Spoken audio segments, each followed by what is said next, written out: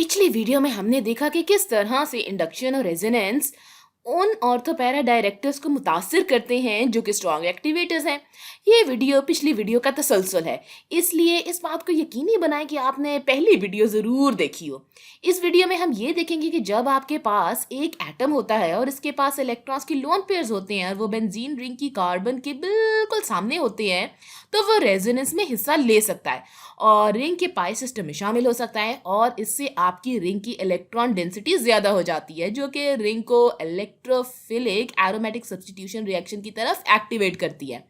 और चूंकि रिंग एक बेहतर न्यूक्लियोफाइल हो सकती है और positively charge sigma complex electron की डेंसिटी ज़्यादा होने की वजह से अच्छे से स्टेबल होता है और इससे इस मॉलिक्यूल का एक्टिवेटर वाला हिस्सा निकलता है। लिहाजा इलेक्ट्रॉन्स का लोन पेयर रिंग को इलेक्ट्रोफिलिक एरोमेटिक सब्स्टिट्यूशन की तरफ एक्टिवेट कर सकता है। ताहम ये सिर्फ मॉडरेट एक्टिवेटर है, ना कि ताकतवर एक्टिवेटर जैसा कि हमने पिछली वीडियो में देखा था। और इसकी वजाहत इस आंसर से की जा सकती है कि इलेक्ट्रॉन्स का ये लोन पेयर रिंग के बाहर रेजोनेंस में हिस्सा ले सकता है। तो अगर मैं रेजोनेंस स्ट्रक्चर बनाती हूँ तो मेरे पास बेंजीन रिंग है, मेरे पास नाइट्रोजन है जो कि इस कार्बन से डबल बॉन्डेड है और ये कार्बन आर ग्रुप से बॉन्डेड है, नाइट्रोजन के साथ हाइड्रोजन बॉन्डेड है। और अब मेरी ऑक्सीजन पर इलेक्ट्रॉन्स के 3 लोन पेयर्स हैं, जिससे इस पर -1 फॉर्मल चार्ज आ जाता है। नाइट्रोजन के पास +1 फॉर्मल चार्ज है। ये जो मेजेंटा रंग में इलेक्ट्रॉन्स हैं ये यहाँ आते हैं और पाई बॉन्ड बनाते हैं, और चूंकि मेजेंटा रंग में जो इलेक्ट्रॉन्स हैं ये रिंग के बाहर रेजोनेंस में हिस्सा लेते हैं, ये रिंग को ज़्यादा इलेक्ट्रॉन डेंसिटी नहीं दे सकते। यही वजह है कि इन्हें ताकतवर की बजाय मॉडरेट एक्टिवेटर कहते हैं।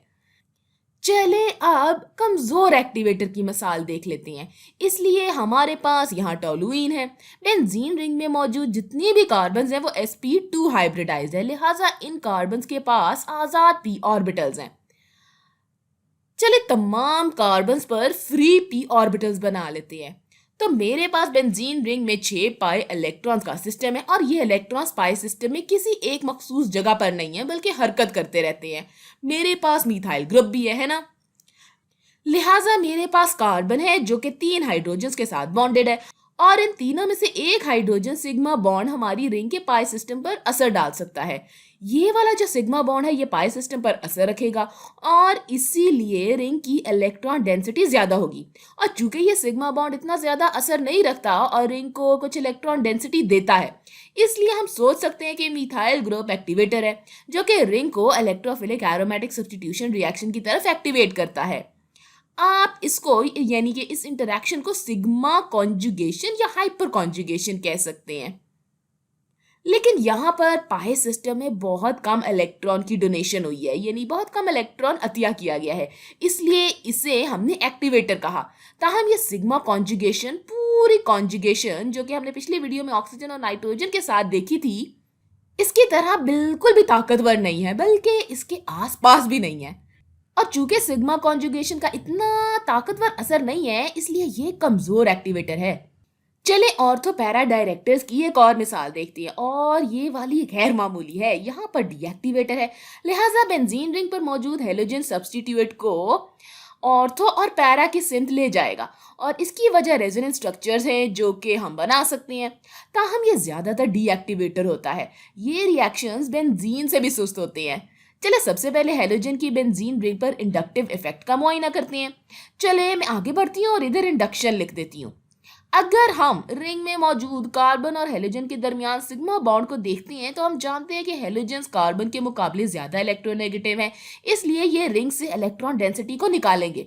और जब आप बेंजीन रिंग से इलेक्ट्रॉन डेंसिटी निकालते हैं तो आप इसको इलेक्ट्रोफिलिक एरोमेटिक सब्स्टिट्यूशन रिएक्शन की तरफ डीएक्टिवेट कर देते हैं। लिहाजा इंडक्टिव इफेक्ट से हमें ये पता चलता है कि हेलोजन एक डीएक्टिवेटर है। ताहम हेलोजन के पास इलेक्ट्रॉन्स के लोन पेयर्स हैं, इसलिए आप रेजोनेंस इफेक्ट के बारे में भी सोच सकते हैं। अगर मैं इनमें से एक लोन पेयर और लूं और इसको इधर लेकर आऊं ताकि कार्बन और हेलोजन के दरमियान पाई बॉन्ड बन जाए, तो इससे ये इलेक्ट्रॉन इस कार्बन पर आ जाएंगे। तो चलिए अपने रेजोनेंस स्ट्रक्चर बना लेते हैं। अब हेलोजन हमारी कार्बन के साथ डबल बॉन्डेड है। हेलोजन के पास इलेक्ट्रॉन्स के 2 लोन पेयर्स हैं और +1 फॉर्मल चार्ज भी है। और अब हमारे पास इलेक्ट्रॉन का ये लोन पेयर कार्बन पर है, जिससे इसके पास -1 फॉर्मल चार्ज आ जाता है। चले आगे बढ़ते हैं और मैं इन इलेक्ट्रॉन्स की निशानदही करती हूँ। इनमें से एक पेयर रेजोनेंस में हिस्सा ले सकता है और इससे रिंग की इलेक्ट्रॉन डेंसिटी ज्यादा हो जाएगी। अच्छा, मैं बाकी के रेजोनेंस स्ट्रक्चर्स नहीं बनाऊंगी, लेकिन रिंग की इलेक्ट्रॉन डेंसिटी ज्यादा होने की वजह से इलेक्ट्रोफिलिक एरोमेटिक सब्स्टिट्यूशन की तरफ रिंग की एक्टिवेशन हो जाती है। तो हमारे पास यहाँ दो मुसाबकती अंसर हैं। इंडक्शन के मुताबिक हैलोजन इलेक्ट्रॉन डेंसिटी को कम करता है, इसलिए ये एक डीएक्टिवेटर है। और रेजोनेंस हमें ये कहता है कि हैलोजन इलेक्ट्रॉन डोनेटिंग भी हो सकता है और इसलिए ये एक एक्टिवेटर है। तजर्बात के नताइज हमें बताते हैं कि ये हैलोजेंस दरअसल डीएक्टिवेटर्स हैं, लिहाजा इंडक्शन का रेजोनेंस के मुकाबले ज्यादा अहम इफेक्ट है। चले हम मुख्तलिफ हैलोजेंस का इस्तेमाल करके इसकी वजह के बारे में सोचते हैं। तो फ्लोरीन से शुरू करते हैं। अगर आपका हैलोजन फ्लोरीन है और फ्लोरीन यकीनन बहुत इलेक्ट्रोनेगेटिव है, तो आप सोच सकते हैं कि अगर हैलोजन फ्लोरीन है तो इंडक्टिव इफेक्ट क्या हो सकता है। ये बेंजीन रिंग से बहुत ज्यादा इलेक्ट्रॉन डेंसिटी को निकालेगा और रिंग को इलेक्ट्रोफिलिक एरोमेटिक सब्स्टिट्यूशन की तरफ डीएक्टिवेट कर देगा। लिहाजा जब फ्लोरीन बेंजीन रिंग पर होगा तो इंडक्टिव इफेक्ट बहुत ताकतवर होगा। जब आप रेजोनेंस के बारे में सोचते हैं तो फ्लोरीन रिंग पर मौजूद कार्बन के साथ पाई बॉन्ड बनाता है। चले जरा इधर हैलोजन और कार्बन के पाई बॉन्ड की निशानदही कर देते हैं। मैं ये कह रही हूं कि इस दफा हैलोजन फ्लोरीन है, लिहाजा मैं फ्लोरीन और कार्बन का बॉन्ड दिखाती हूँ। तो हमारे पास यहाँ p ऑर्बिटल्स हैं जो कि ओवरलैप कर रहे हैं। मैं कार्बन पर p ऑर्बिटल्स बनाती हूँ। कार्बन और फ्लोरीन पीरियोडिक टेबल के एक ही पीरियड में हैं, इसलिए इनके p ऑर्बिटल्स तकरीबन एक ही साइज के होते हैं और अच्छे से ओवरलैप होते हैं। लिहाजा फ्लोरीन कुछ इलेक्ट्रॉन्स अतिया कर सकता है और रिंग की इलेक्ट्रॉन डेंसिटी को बढ़ा देता है। चूंकि इनका ओवरलैप अच्छा होता है, इसलिए तमाम हैलोजेंस में से फ्लोरोबेंजीन ज्यादा रिएक्टिव होता है, लेकिन फ्लोरीन बहुत इलेक्ट्रोनेगेटिव होता है, इसलिए इसका इंडक्टिव इफेक्ट सबकत ले जाता है और ये आपको एक डीएक्टिवेटर ही देता है। ताहम फ्लोरोबेंजीन की कुछ गैर मामूली बातें हैं, लेकिन आमतौर पर हम हैलोजेंस को डीएक्टिवेटर्स ही समझते हैं। चले अब एक और हैलोजन को देखते हैं। इस मिसाल में तो ये फ्लोरीन वाली मिसाल में तो इंडक्शन जीता, क्योंकि कार्बन और फ्लोरीन के दरमियान इलेक्ट्रोनेगेटिविटी का फर्क बहुत ज्यादा था।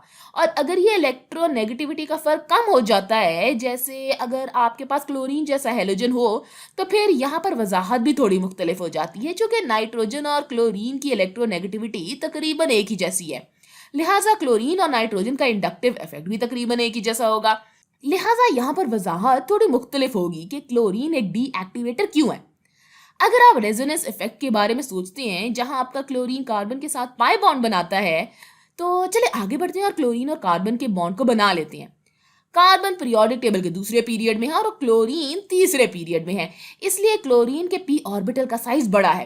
कार्बन और क्लोरीन के p ऑर्बिटल्स के साइज एक दूसरे से मुख्तलिफ हैं, जिसका मतलब है कि आपको एक अच्छा ओवरलैप हासिल नहीं होगा। इसलिए क्लोरीन रेजोनेंस के जरिए ज्यादा इलेक्ट्रॉन डेंसिटी को डोनेट नहीं कर सकता, लिहाजा यहाँ रेजोनेंस इतनी अहम नहीं है। यहाँ से हम इस बात का अंदाजा लगा सकते हैं कि अगर रेजोनेंस इतनी अहम नहीं है और रेजोनेंस इफेक्ट कम है, तो इंडक्टिव इफेक्ट ज्यादा होगा और इसलिए क्लोरीन एक डीएक्टिवेटर है। मैं क्लोरीन और नाइट्रोजन के मौजने की बात कर रही थी। इनकी इलेक्ट्रोनेगेटिविटी एक ही जैसी है, लेकिन नाइट्रोजन एनिलीन जो कि हमने पिछले वीडियो में देखा था, वो बहुत ज्यादा रिएक्ट करता है।